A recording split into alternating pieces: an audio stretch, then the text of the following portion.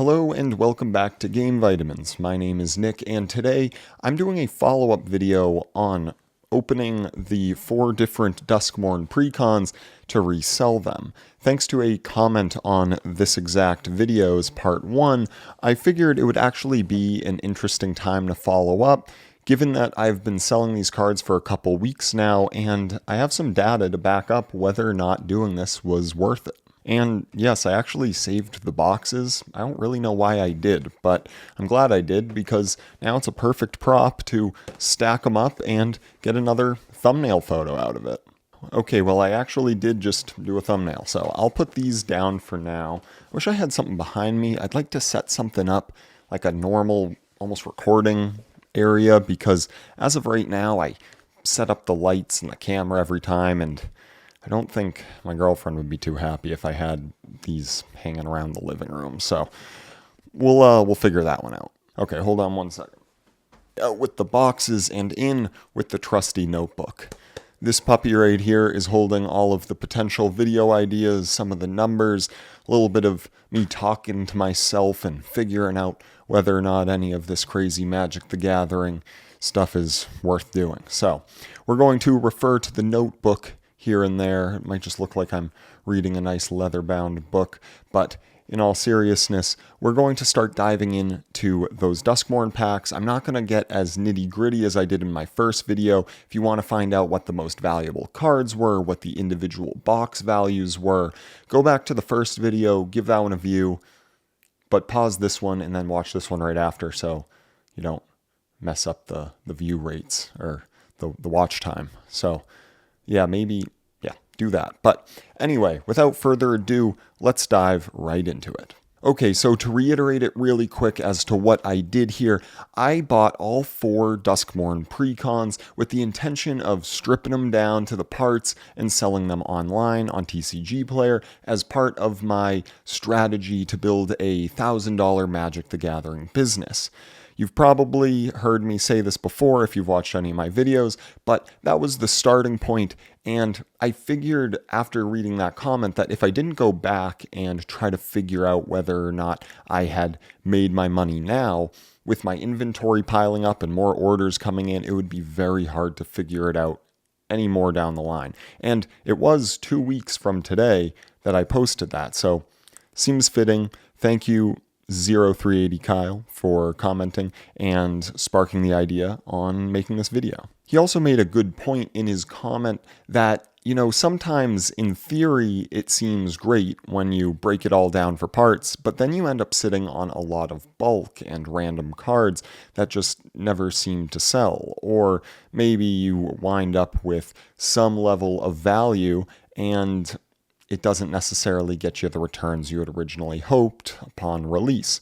So I'm going to go over essentially where I stand right now in regard to those 4 different boxes and see if we've made any money, and if maybe doing this at scale on the next Commander box release won't happen with Foundations, but maybe it'll be worth doing it with a couple extra sets. Okay, so again, if you saw the first video, you'd know that I kind of came to the conclusion that I was going to sell the Endless Punishment box as a whole. Well, one sec, let me grab it again. It's right on the top of the pile. So I actually bought 2 sets of all the Commander boxes. This one I cracked open and have been playing myself because it looked like a really fun deck, and it has been a lot of fun.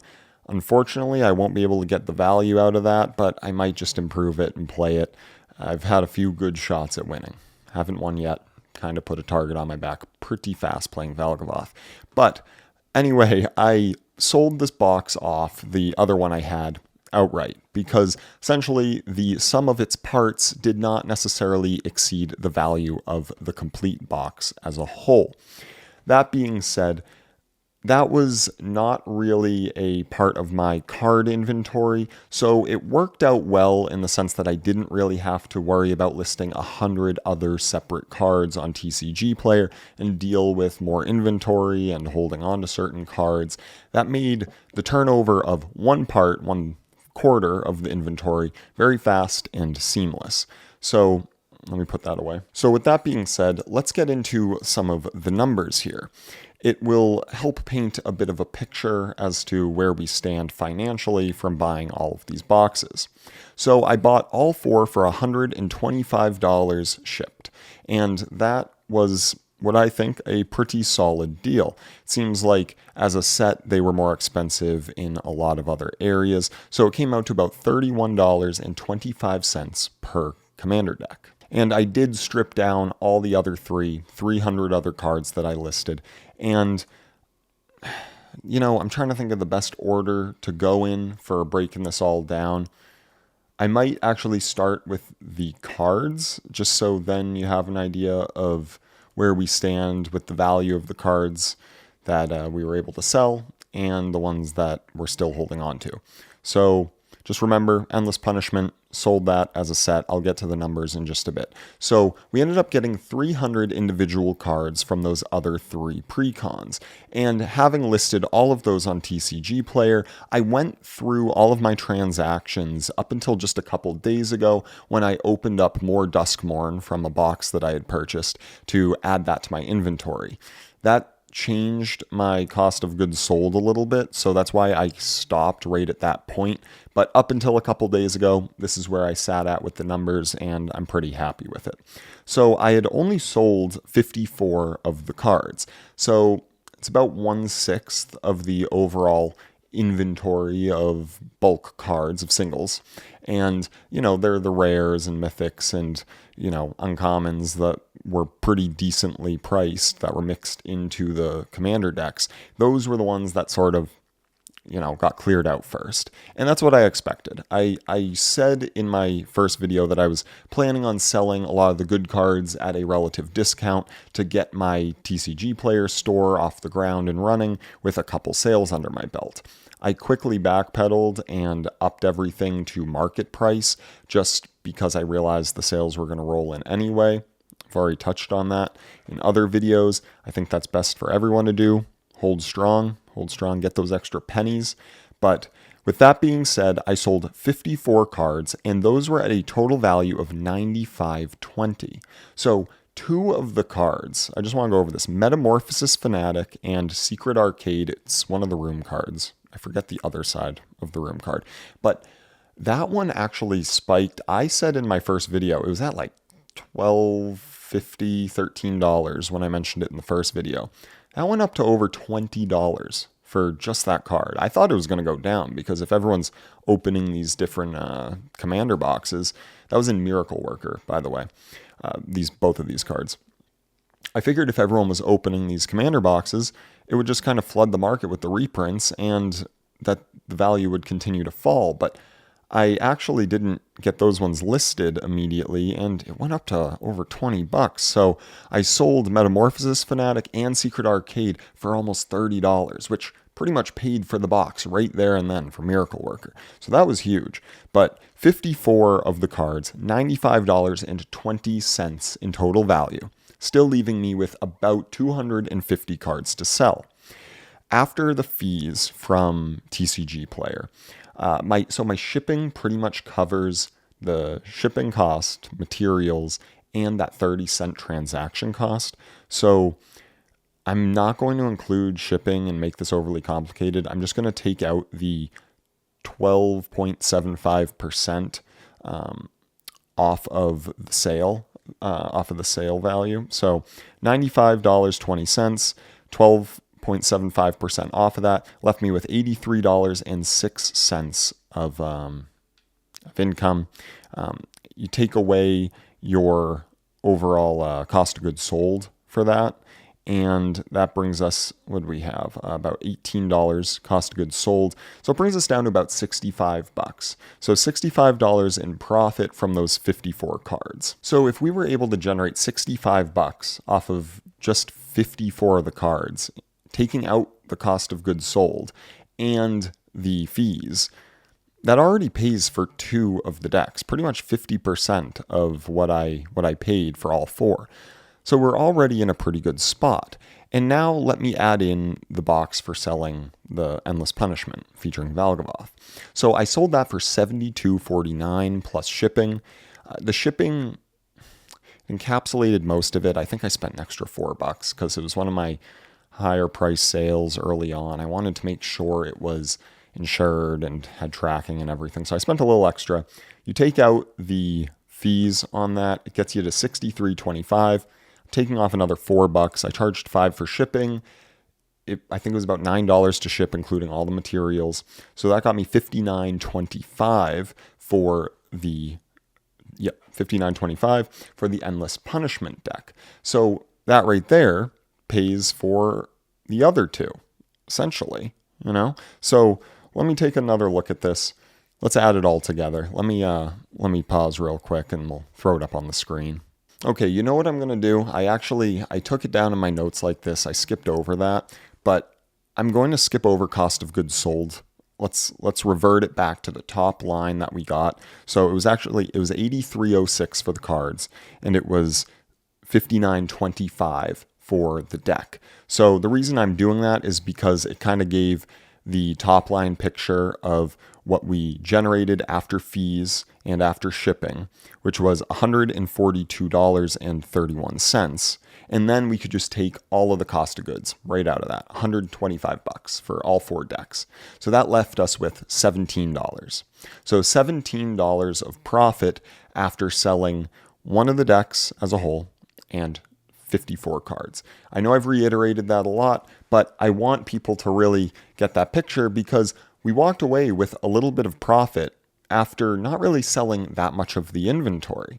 And I luckily scanned every card into the TCG Player app and took a look to see what all of those cards are, the remaining cards are worth. And those cards are worth about $60, other 250 cards. So not a ton of value. A lot of the value probably went in those early sales because I priced them well to get them sold and get those sales going. But with that being said, even if we took out the fees, let's see, I wrote it all down here. Sorry, I'm looking down so much, but I figure I want to get the numbers right.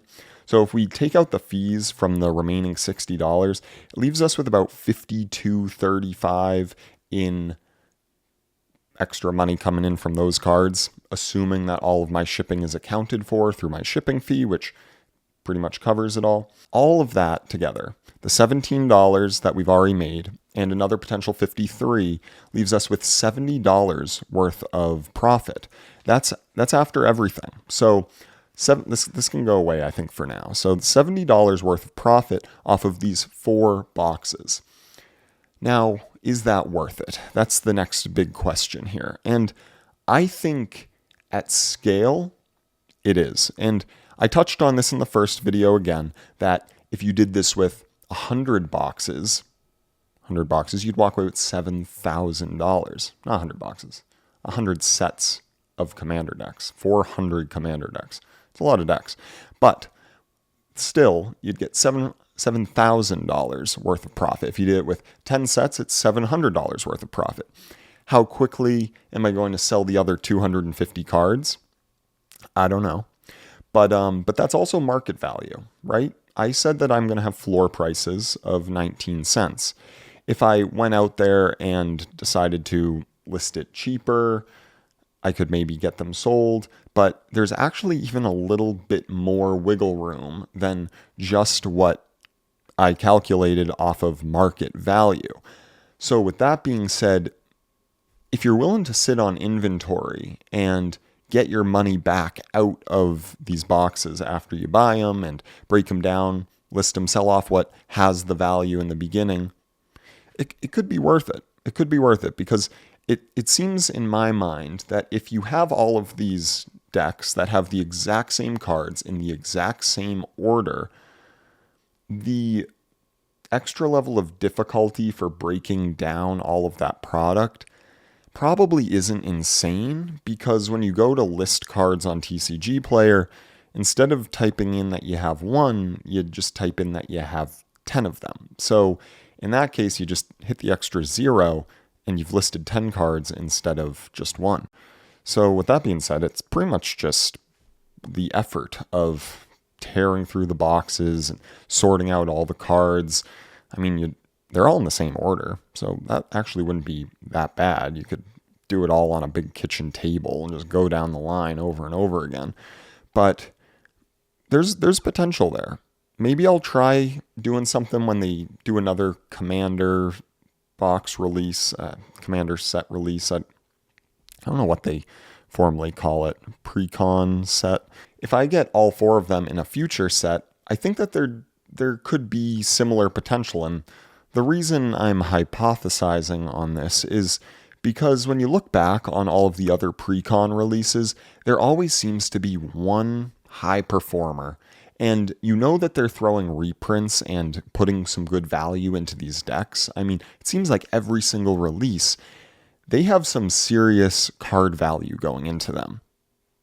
It lowers the value of those cards because they all get reprinted, but they're still not worthless cards. I mean, you're still able to pull higher value from each one of these decks at release that is a higher value than what the deck is selling for as a whole. So, as I mentioned in the first video, I keep referencing that video. You should watch it if you haven't seen it. I cover similar ideas here. That if you're going to have one that spikes, one that has high card value, and a couple that might flop but give you inventory to slowly sell off, you might lose on a couple of the boxes, you might win on a couple of the boxes, but it seems like in terms of scaling it up, you'd still be net positive. In this example, I definitely would have been if I went out and had 10 of every Commander box.